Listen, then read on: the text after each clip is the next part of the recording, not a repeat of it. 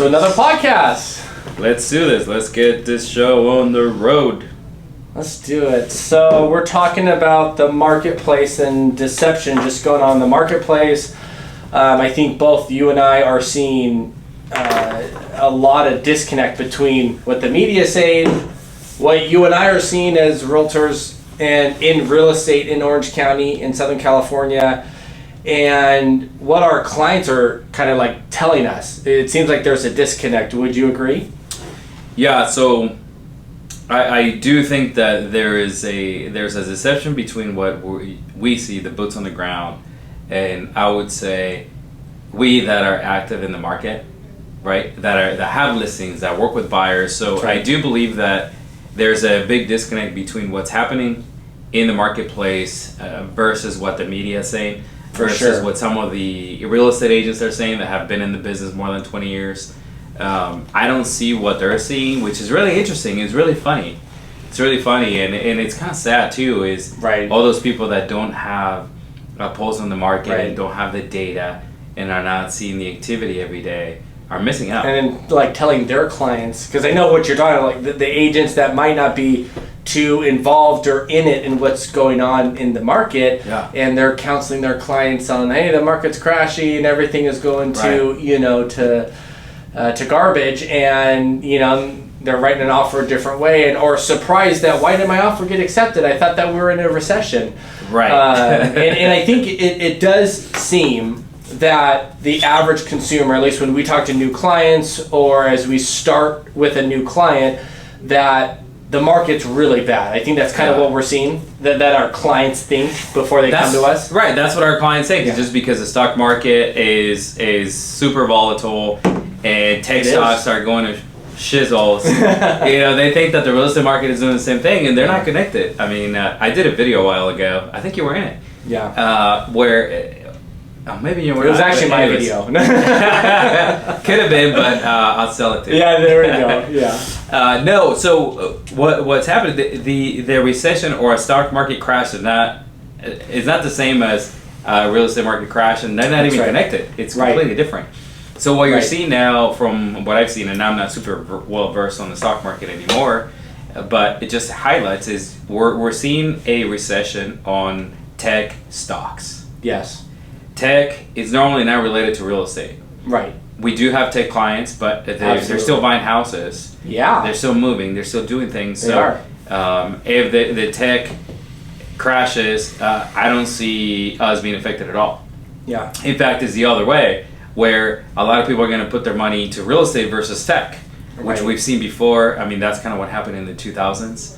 And if you look at the trend, when the market's volatile, they're going to put more money into the real estate market because it's one, you own it, you drive by it, you touch it, and you can do a lot. It's more stable. Stocks they're like daily, they're like crypto going up and down, and real estate doesn't. Even with COVID, what you're alluding to is even with COVID and a lot going on, real estate didn't tank 38% like the S&P 500 did. Right. Within 2 weeks, I believe, or weeks, I don't want to say the exact time, but within weeks, the S&P went down 38%. I mean, that's a lot. There's a lot of people's retirement. There's multi-trillion dollars in the S&P 500, and it went down 38%. And real estate, at least in Orange County, it kind of just paused. It might have gone down a couple percentage, but then what happened just 6 months later? We had one of the greatest appreciation markets over the last 18 months. But kind of getting back to what we're talking about, we're seeing definitely a disconnect between what the media is saying, what our clients think is going on, and then what you and I are seeing every single day. And I think we have listings in different price ranges, different areas, and we're seeing actually a lot of multiple offers. Especially over the last month, we're seeing a lot of stuff pick up right now. For some reason, inventory is still very low in Orange County. I just checked yesterday. We're still at 2,100 homes on the market. We should have 6,000 to 7,000 on a normal market for sale in Orange County. So inventory is super low. The funny thing is, rates are still pretty high. We're above 6.5%. It's like 6.7% for an average 30-year loan. So things are kind of weird, but they're picking up. And you have listings all over Southern California, and you're still seeing the same thing. Is that right? Yeah, so I guess a little bit brief summary of what I see in the market. So the last 5 months we've seen both where we started Q1 was completely dead for all of us. Yeah. Because the rates went up from like 4% to 7% at the Q1, which was insane. So it just like nothing was selling, nobody was buying. It was weird. So since then, we've seen the rates go down to 5% and back up to 6%. So 6.5, 6.25, depending on the loan and the lender. Yes. Right? But more people are buying, which is, I think people just got used to the fact that they were going to This is what rates are. This is what rates are. But if you look at the average between the early 1970s to now, to 2023, the average for the interest rate is 7.25%. Yeah. Most people don't know because they don't research. Out. Right. A lot of lenders don't even know that, which is super sad. Yeah. And 98% of the real estate agents don't even know that, maybe more. Yeah. Which is sad because we're in that business. So if you do your research and then right now we're at 6.5, 6.25. Yeah. And the average over the last 50 years has been 7.25. We're still pretty good. Yeah, that's right. Right. And here's the other thing. Right. People forget that their parents or even themselves, like me, I bought 3 properties at 6.25, 6.5%. Yeah. And you're probably thrilled at that time. Yeah. I was thrilled to get the deal. Yeah, I had a client just last week tell me that he remembers when he could get 9%, and he threw a party. He was like selling. This was in South LA, and he was just like, super excited. He's like, now people are bitching about in the 6s. Right. So it's funny. Historically, rates were much higher than what our averages are at today. Yeah. Right. I think that. Yeah, the thing is prices, right? The prices make it even more challenging because one of the reasons why prices scaled so high the last 24 months is because rates dropped significantly. Right. So it made, and when rates drop significantly and when you have low supply, naturally appreciation goes up like crazy. So prices went up, there's less supply, money was cheap. So the payment, I had a lot of clients, they're looking in Anaheim at that time, $750,000. You could buy a single family home in Anaheim for $7. I mean, I had clients anymore. I had clients in Orange buy a single family home fully remodeled for $750. That's crazy. In 2020. I had clients do that. Now that 1-800, I'll buy it. Right, exactly, cash. Now over $1 million easily for that property. But what it made sense is that rates went down. We had, it was like 4.5%, then it went down to 3%. Yeah. So if the price went up $100,000, well, the payment was almost the same. Right. And so I think that's why prices and people felt comfortable over the last 24 months paying higher prices because hey, if it was the same monthly payment and I still get the dang house, that's a win. So we're so going back to that really quick. So the supply. So I checked this morning. We have 1.7 months of inventory for Orange County, for the entire county. We normally have 4 or 5 months. Yeah, 4. Yeah. It's a normal market. We have 1.7, which is not enough, and we're in selling season. We are. Between now and September, it's selling season, so we don't have enough supply to supply a normal market like we did last year and the previous years. For sure. So it's going to be interesting to see what's going to happen. Yeah. So that's 1. 2, the average days on market for a home, it's 11 days. Dang. It's like stupid. Yeah. So one of the things that's going to happen is we normally have it's like 30 days, right? Right. It's 30. like a normal, which is that seems so long. But 30 days is a normal. I know. That means no buyer market, no seller market. It's right in the middle. Yeah. No, well, actually, 2015 it was 62 days or 61 days. Dang. I know. Is that right? It's crazy. Well, this in Wasn't the last that 5 long months. Ago. Yeah. I know. In the last 5 months, it went from over 30 days. I think it was 35, 37 days, and then it went to 11. It was 7, 8 at one point, and now we're at 11. So, and we're at selling season. So, if you're a buyer, you need to get savvy or work with somebody that's savvy, knows the market, and knows the pace of the market. Yeah. So you don't miss the homes because the multiple offers under 1.5 million are going to continue happening. Yeah. Anything below 1.5 is going to happen. Right. There's 1.5 to 4.5 million. That is kind of, it's a segment. It's a move up buyer. Yeah. Right. And that is a challenging. That one's a little bit slower. Right. Yeah. Because of the contingency for where they're coming from. Right. Yeah. And everyone's afraid. Yeah. Oh, what if I don't get a house? Right. Because they're having multiple offers, right? So it's I don't want to like sell my house and not have somewhere to go. Right. Yeah. Everyone's thinking that. And before we get into the buyers and sellers, I have seen, so one of my buddies listed a home in Coto de Casa, and in every property, when we give examples, every situation isn't the same. Right. But this property, it's over 4,000 square feet. He priced it at 2.5, thinking that he's like, you know what? I think if we sold it for like 2.4, Yeah. we're good. Yeah. He sold it over 100,000 over. So 2.6. 2.6. I think it was 2.625. Cash. You're He had kidding. like 5 offers. We're in the two and a That's half crazy. range. And Coto de Casa, that's not necessarily like different. Irvine. It's not Newport Coast. Right? Exactly. Is that, yeah. Exactly. Is that Turtle Ridge? Right, but this is in South Orange County. Very, that's another price range for sure. That's not your average house. Yeah. And he was blown away. He was actually my old neighbor at my last property. He was blown away with. He thought it was going to take him a month or two, and if he could get 2.4, he would be happy. So his seller chose to go a little bit like right at market value or just above, and then work his way down. He tried to do the reverse, but he's like, dude, I was not expecting this. So that's in the 2.5, and they see now it wasn't 30 offers. Now we have another agent in our office who he had a couple listings in Anaheim, Lake Forest. There was another location. Yeah. But each property, this was last weekend, just this last weekend. So we're in May.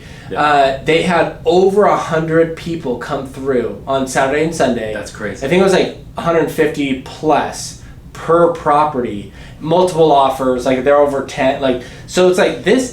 Something's going on. It's a little bit unique. Yeah, no, it's crazy. So we have listings in LA. I just came from them today, but every single listing we've had in LA, over 10 offers, cash. Jeez. Every single one.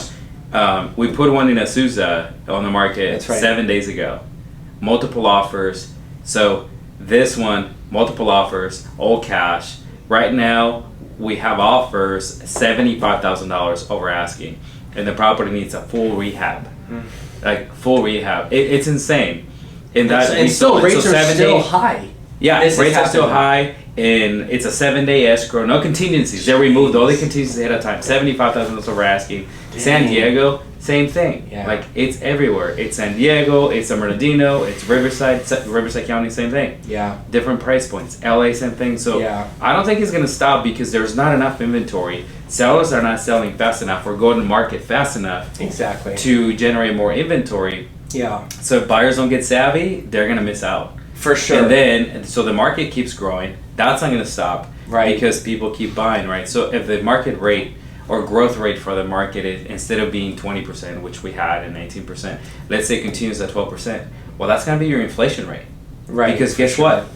We just raised the rents to our tenants for 8.9%. Well, I was just saying, we just raised the rents too. We can actually do 10%, right?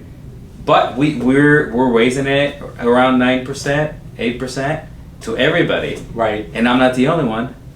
So if they think that it's going to be cheaper, it's not going to be cheaper. So renting is not going to get cheaper, right? So either you go through the pain of renting or go through the pain of buying something, and then securing it for 30 years or however long you're going to own it. But that's right. You better get savvy, or you're gonna get with the times. Get with the times, or move to and heaven. Speak to an expert. I think that's like that's right. Speak to an expert that's in it. They're the boots on the ground.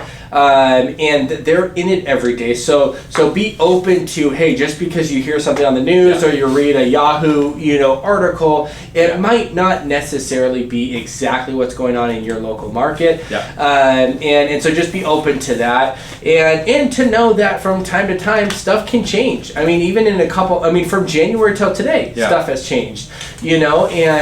And so just to get with the times, be open to hearing what your realtor is talking about, and then go from there. But that kind of goes into our next question, which is if you're a buyer, how can you maneuver and have success during this market? Let's say that this happens all the way through fall, and you have to compete with other buyers. You're not the only offer. Very easy. Can I give you a cheat sheet? 3 things. Yeah.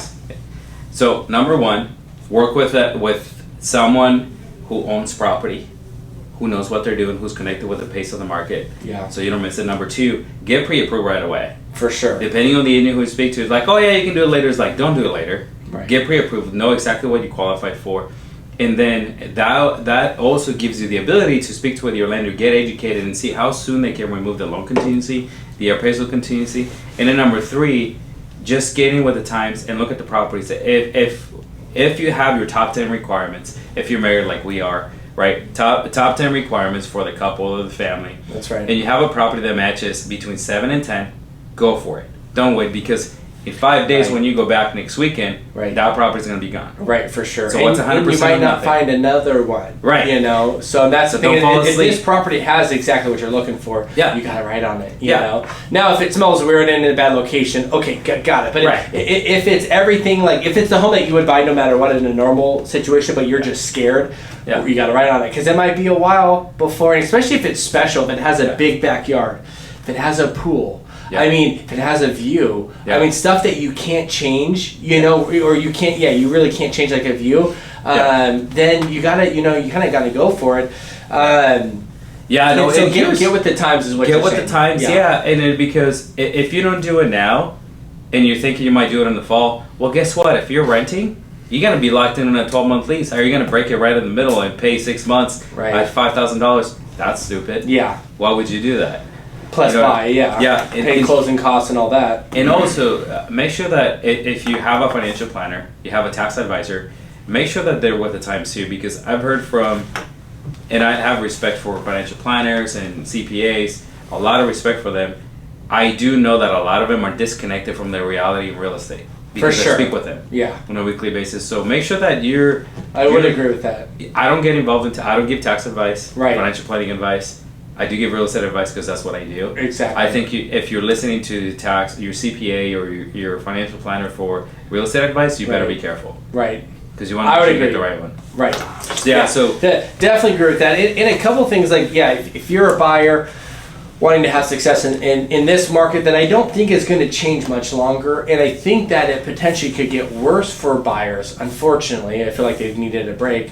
But it could get worse for buyers because inventory, what I've seen, it's not increasing fast enough, and I don't think it's going to for years to come. Right. So I think we're going to be in a low inventory environment for a while, and people have probably heard me and you talk about low inventory, but it is a big thing because it affects the market and it affects the buyers, and it's one of the things that's causing multiple offers to happen. Actually, but the other thing is that I just recently sold a property. I had 10 offers, and I was very surprised that the offers that were written, I'm like, man, who are these realtors? Like, there are, like, these offers that were written, there was only like one or two that were actually putting their best foot forward and actually knew how to write a winning offer. Most of these offers that were written, I feel like were like part-time realtors, or like they happen to have their license, and like they're not even like being effective for their client. Right. And so I guess I would say is, be like, when you write an offer, learn how to write a winning offer, and you need to talk to your realtor about, hey, how do you write an offer so that it's compelling to the seller? Not just price makes a difference. How many times have you received a call from a buyer's agent regarding what's important to you and what's important to the seller? Not often. I make that call. I make that call too, and I feel like I'm the only one. But not that often. It's less than 10%. So less than 10%. We received, so that property we just sold in Azusa with a 7-day close, no contingencies. We received over 20 offers. No one called to see what was important to the seller. Got it. Wow. And then so I ended up countering everybody. We countered for more money. We countered for less terms and all that stuff. It's like, when you do that, I do feel like when I make those offers, my goal is to bond with the agent, find out what's important to them, and what if they want to rent back. So we did one recently. Correct. Or if they shorter close or long close or whatever. They want a short close and a rent back. Perfect. And ideally a free rent back. So guess what we did? You did that. For 18 months. Yep. Okay. If you submit the offer, you don't have that conversation, you don't know. For sure, right. How did you know that? Exactly, and it was what, not less than a 5-minute phone call. Like and 2 the minutes. other thing that, and this is what I help train actually other realtors, is that you're building rapport with the other agent. Right. So they want to work with you. You know, they know that it's going to be a little bit more of a seamless transaction. This guy knows what he's doing. It's going to be easy to work with. And you update it. Hey, I sent you the offer. Did you receive it? I sent this attachment. Exactly. And you follow up, and you start creating a relationship. Right. But like what I was getting to is how to write a winning offer, and obviously prices is one of them, contingencies, time frames, strategizing on shorter close with the rent back, that's very important. Getting your lender involved, potentially calling the listing agent. But I think that one of the best things that I tell my clients is, if this house you want, if this is your home, write your best offer first. That's what I say. We used to be able to have a couple times going back and forth, and that's dandy. But today's day, I've been educating my clients that, listen, if this is something that you don't want to mess around with, let's write our best offer now, and I can kind of relay that to them that, hey, listen, we're coming in strong. We basically want to write our best and final at the very beginning, so you know that we mean business, and I want to make this easy for you and I. So that's what I do. So write your best offer first, and know how to write a winning offer with other terms and conditions on the RPA. Yeah, no, that's what I normally tell my clients too. Is like, look, at the end of this offer, the listing agent is saying that they have multiple offers. So what I would love for you to do is, if we put this offer forward, you're not going to have regrets if you miss it by $5,000. For sure. Or depending on the price point. For sure. Right? So if it's over $1 million, is like, if we miss it by $20,000, and your payment goes up by $30 a month, you're not going to regret it. Right. Because we spend more than that at Starbucks. That's right. So you're not going to regret that decision. And like, well, we've made Starbucks so much money. Seriously. Right? So it's like, I want to make sure that you don't have any regrets. Like, I'm giving you my advice. This is what I recommend, but it's your decision. And at the end of the day, do not have regrets if you miss it by $20,000. Right. And then if they're at peace with it, then they're at peace with it. Right. Yeah. And now, and obviously, if a property's been sitting on the market 6 months, we would not be. Our approach is completely different. But the large majority is there's going to be multiple offers. We're competing with other qualified buyers, maybe cash offers, and you might need to pay $15,000, $20,000 above that other guy. Here's something crazy that's recently happening. We've had a property, a listing for over $2 million for 5 months, and it's getting multiple offers now. Mine and Dana Point just had that. Right, I think I told you we're in escrow. It was like slow, and now multiple offers. Yeah, same week. Yeah, no, it's inventory. Yeah. It's I don't know what it is actually. I really don't know why, because I had one property in Dana Point. We're on the market for 2.2. Yeah, it's really worth like 185. Yeah, maybe 19. The problem is that this has a gorgeous ocean view, and so it's sometimes with ocean views especially. It's hard to comp because it's very subjective to the buyer. Right. Some buyers think it's worth $50,000. Some think it's worth $1 million. And so we actually accepted an offer for 1.965. Nice. And it's really worth 1.85. Yeah. It's 5 months ago. Don't tell the buyers. Right, or the seller. Actually, no. The seller is static. Yeah. But we unfortunately made the mistake of my client made the mistake of keeping it at the high price at 2.2 for 5-6 months. We then lowered it to $2 million, and then within like weeks we had multiple offers. People calling me. And actually, since I put in escrow two weeks ago, I've had other realtors call me. Hey, how's the escrow going? Like, are you guys going to be backing out? So it's really fascinating that's happening. Yeah, no, it's crazy. But it's good. All right, so that's for buyers. So, is there anything else for buyers that they could do to maneuver? So besides writing a winning offer, best and final, work with a professional that knows what they're doing. I would say reducing your inspection period. For sure. And I get it. A lot of people don't want to. Right. Because you get 17 days. Yeah. And it's your first time home buyer. You buy a property for $1.5 million. And it's like, I want to take all the time that I can. Yeah. But it's like, if you do 17 days and somebody else comes along and says 7 days or 10 days, right, you're out. Yeah. My offer will show 7 or 5. Yeah. Right. So we recommend that, right? Yeah. So most agents that know what they're doing, most agents that are active and do more units will be more aggressive and will educate our clients or their clients in a way that it's going to get the offer accepted. Right. Right. If you need extra time, 1 or 2 days, no one's going to kick you out of escrow if you're performing on time. But I would say just make sure that you reduce your contingency period for removing those. And don't buy any furniture during the escrow. Or a car. Yeah. Or switch jobs. I've had both of those happen. Don't switch jobs. Don't buy a car. Don't buy furniture on credit. Yeah. Because you're going to have to explain it and it may blow up the deal. Oh, another one that's happening recently. Gifts.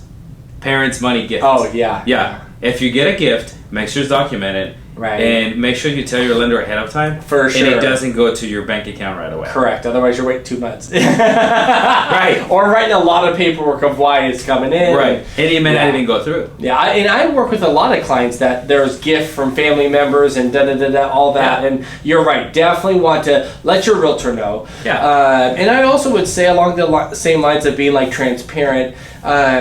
If you found a property, you like it, you're going all in, tell especially if it's a realtor that you know and trust and you feel comfortable that they're working really for your behalf, tell them, hey, I want this one. Whatever we can do, let's get it. Again, not every property is like that. But if it is that one for you, feel comfortable, especially if it's us, that this is the one I want. Yep. And I want you to figure out how we can get it to work. Because what we're going to do is we're now going to stop focusing on only price, and we're going to figure out other creative ways with the listing agent. How can we get this done? Right. And it might mean come up another $5,000. It might mean $5,000 plus a free rent back. It might mean a couple of different things, but be open to your realtor and tell them that, so then we can know, hey, this is the dream home. We got to put all of our efforts here. This is the Super Bowl. We got to win, And so if we know that, we can do our job better versus we're just happy to like the house and it's, we wouldn't lose sleep if we lost it. Those are two different situations. Yeah, no, for sure. So this is perfect time for us to go into seller positioning, right? How do you position yourself as a seller that has to buy another property, either you're upgrading or you're downsizing? And the market's going crazy, and you don't know if you're going to find a house, but you have to sell your house in order to buy that one. We're seeing that a lot too, especially on the higher price point, between $1.5 million and $4 million.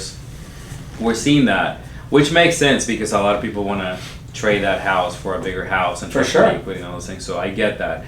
Well, one of the things that I would recommend if I was doing that, and what I've shared that with other buyers is, number one, make sure your property is ready and listed, and you start getting offers, and you negotiate your contingency with the buyer that's buying your house, not the other way around, right?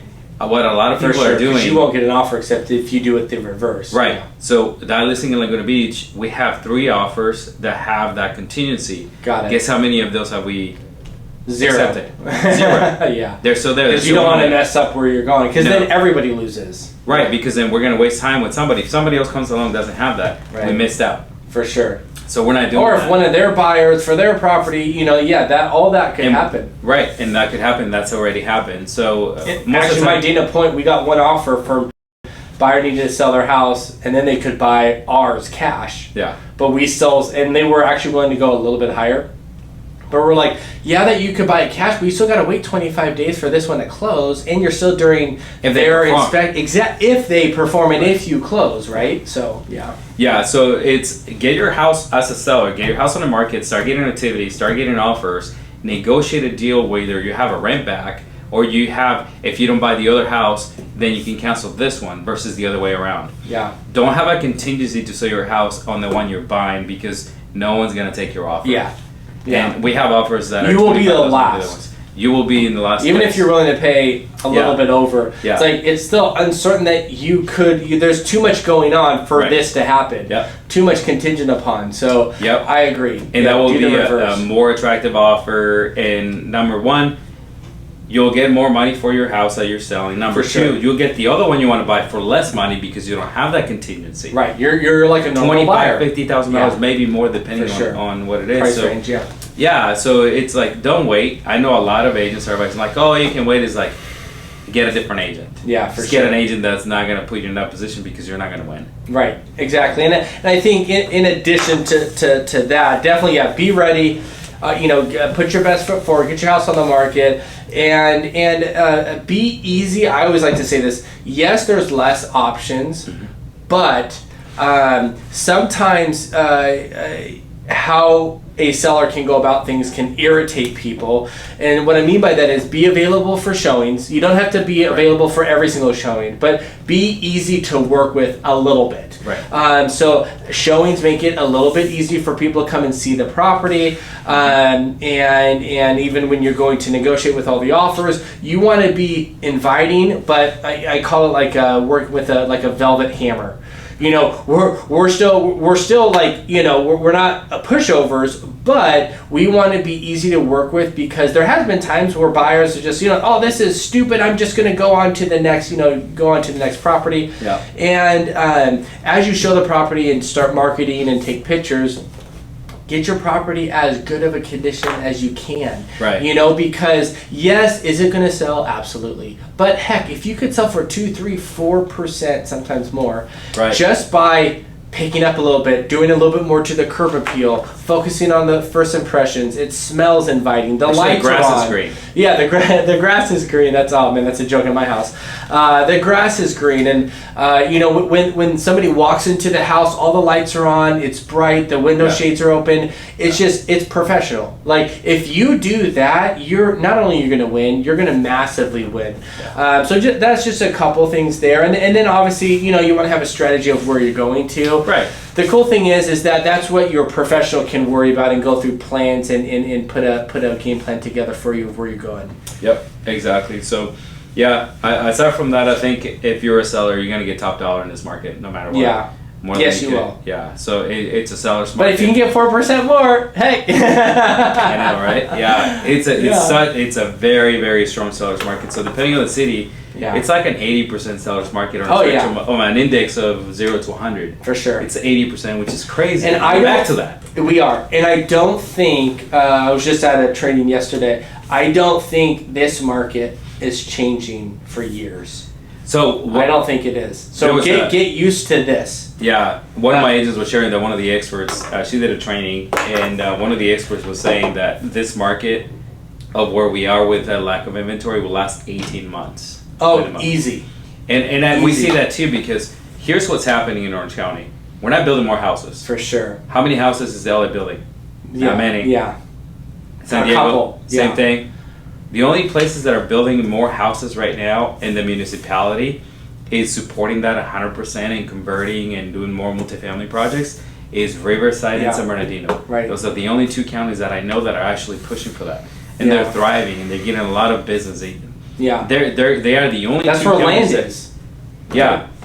And San Diego has a lot, but they haven't pushed it. I think the people running the cities or the counties are not, I think they're falling asleep at the wheel. Yeah. And they're gonna miss this opportunity to actually get more tax revenue, which is a different for topic. sure. Yeah. But it's like help the cost, right? If you know there's housing and you want to help the people that you work. It turns out people need housing. It turns out they gotta live in a house. The cool thing is the more housing there is, it can also help balance prices too, to make it a little bit more affordable. Right. But instead of growing at 20%, you can grow at like 6, 7, 8%. Yeah, which I love 20%, 25%. Yeah. But heck, dude, 6, 7%, and then we still have reasonable rates. I'll take that. You know, so that I can recycle my capital. I mean, I'll take that every day. No, you take 4% in Texas, so I mean, you take 8%. Yeah, for sure.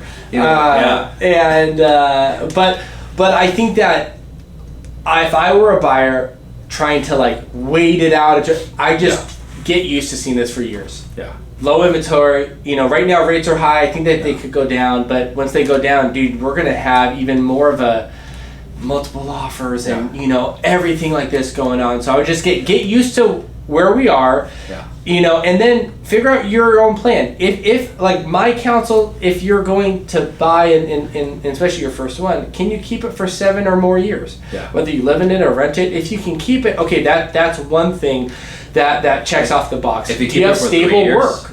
If you keep it for 3 years, you will have at least $200,000 in equity. Just by the growth of the asset and also the rent you didn't pay. If you live in Riverside County, you're gonna pay $4,000 a month in rent. Yeah, depending on Depending where. Let's say $3,000 for easy math. For a house. Yeah. Then you rent for the next 4 years. Right. Or let's say 3 years. That's 36 months of. That's over $100,000 in rent alone. Right. Plus and then the that equity. 1/3 of that, which is 25,000 or 30,000, would have gone towards your principal. Right, but it didn't. Right. It's opportunity cost. Then you didn't have depreciation. You didn't have, if we had appreciation. You didn't have depreciation. You didn't write off the interest. You didn't have the equity growth. Yeah. Right. So all those things. So you can add it up to about $200,000, even in Riverside, over the next 3 years. How much rent can you write off on your taxes? Right. 0. Yeah. Right. And how long would it take you to save $200,000? Most people can't even do that in 20 years. Right. That's the biggest question. Is how long? So. Don't you want to get smart? Right.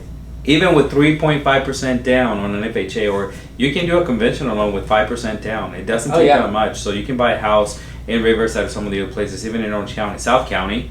You could buy a small house or a condo for like $800,000, and with 5% down, that's $40,000. And if you don't need $40,000. If it's your first property, you don't need to start at a single family, especially if you're in Orange County or a high volume market to where our price is super high. Start with a condo and be there a couple years, and then work your way up. Yeah. That's what I did. You did that.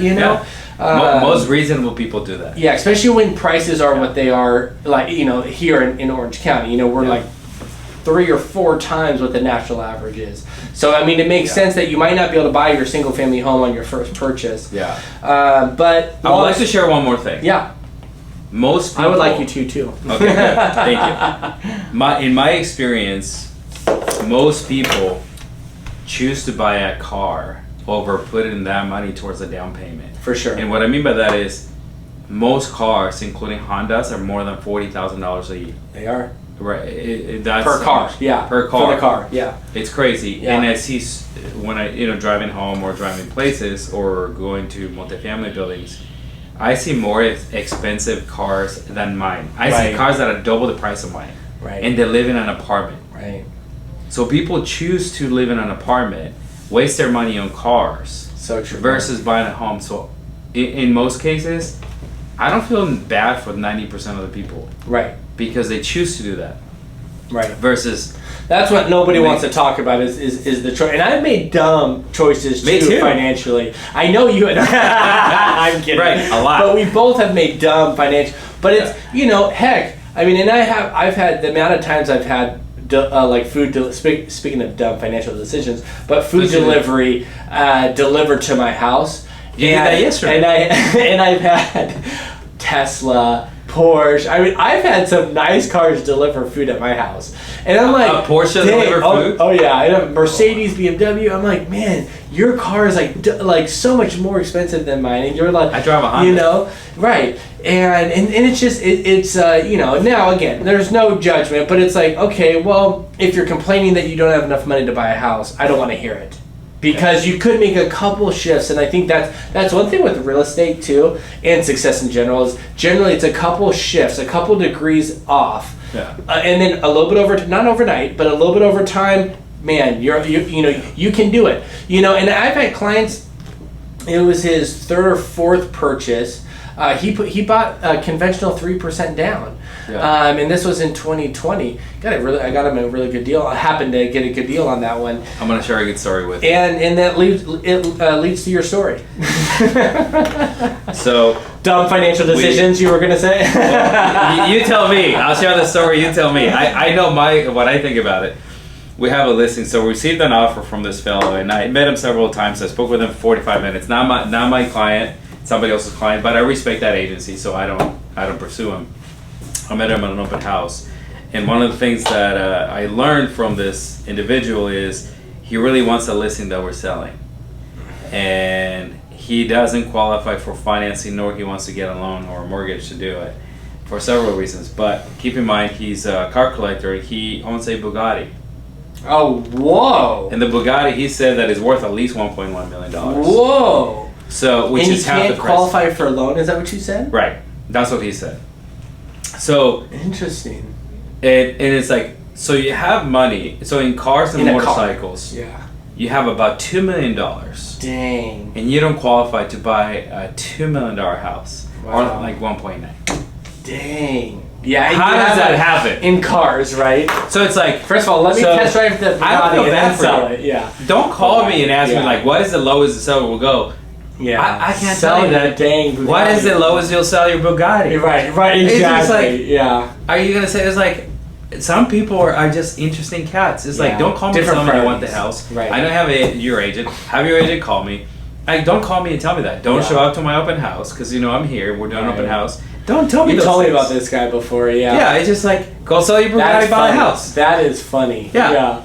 It's like, yeah, you're not willing to let that go, but you want to keep renting or stay where you're at forever. It's like, in a condo that's 2-bedroom, 2-bath. We'll let you, park your Bugatti there. I know, right? So he has a warehouse because he can't keep him at the condo. Duh. Dang, that's funny. Yeah, well, I know. This shows you like different choices, and again, that's okay. And he's twice my age, at least. Yeah. Well, maybe so he's really old. Dinosaur age. But decisions and yeah. Yeah. So I would say it's. I think at the end of the day I think everybody can win. Yeah, I really do, and it's just how you approach it, how well you're informed, and how well you listen to the people that are giving you the advice, and make sure they're connected with what's happening in the market. But if somebody's telling you that, oh yeah, the market's crashing, there's a bubble crashing, or it's a buyer's market, they're mistaken because it's not. For sure. Yeah, it's really not a buyer's market. And I think in closing, find a real estate professional, a professional that does this, has a track record, know what they're doing, sells a lot of real estate, owns houses, and owns a lot of real estate, and speak with them, because again, in 6 months this might change, and so we might counsel something totally different 6 months from now. So in closing, work with a real estate professional. Yeah, if somebody's selling you a house and they don't own a house, you should think about it.